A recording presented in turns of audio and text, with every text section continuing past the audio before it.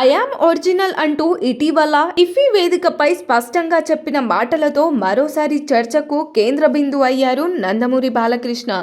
AI technology, green mat వర్క్లపై ఆధారపడకుండా తన శరీర శక్తి, నటనా ప్రతిభతోనే ప్రేక్షకుల ముందుకు రావాలన్నది బాలయ్య తత్వం.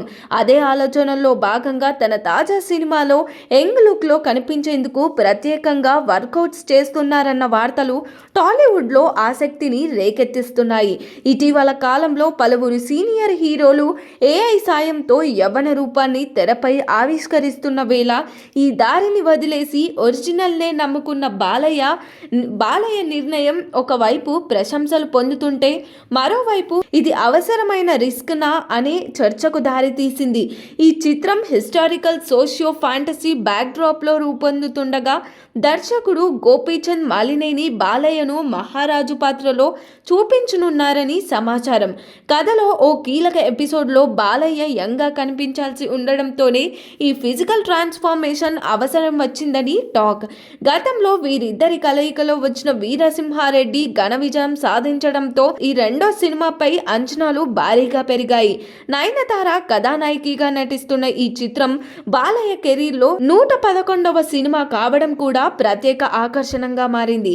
దర్శకుడు గోపీచంద్ మాలినేని మాత్రం అన్ని వర్గాల ప్రేక్షకులను ఆకట్టుకునేలా కథ, పాత్రలు, విజువల్స్ పై ప్రత్యేక శ్రద్ధ పెట్టినట్లు చెబుతున్నారు.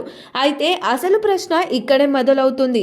ప్రస్తుతం 65 ఏళ్ల వయసులో ఉన్న బాలయ్య ఇప్పటి వరకు యోగా తప్ప జిమ్ వర్కౌట్స్కి పెద్దగా అలవాటు లేని వ్యక్తి.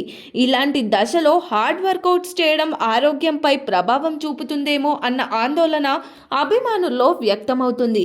ఒరిజినల్గా కనిపించాలన్న ఆలోచన గొప్పదే, కానీ ఈ వయసులో శరీరంపై అనవసరమైన ఒత్తిడి ఎందుకు అన్న ప్రశ్న నందమూరి ఫ్యాన్స్ నుంచి వినిపిస్తుంది. మరి దీనిపైన మీ ఒపీనియన్ ఏంటో కామెంట్ చేయండి. మరిన్ని మూవీ అప్డేట్స్ కోసం చూస్తూనే ఉండండి LG entertainment. Like, share and subscribe LG TV. Thank you. LG టీవీకి లైక్, షేర్, సబ్స్క్రైబ్ చేయండి. Please like, share and subscribe to LG TV.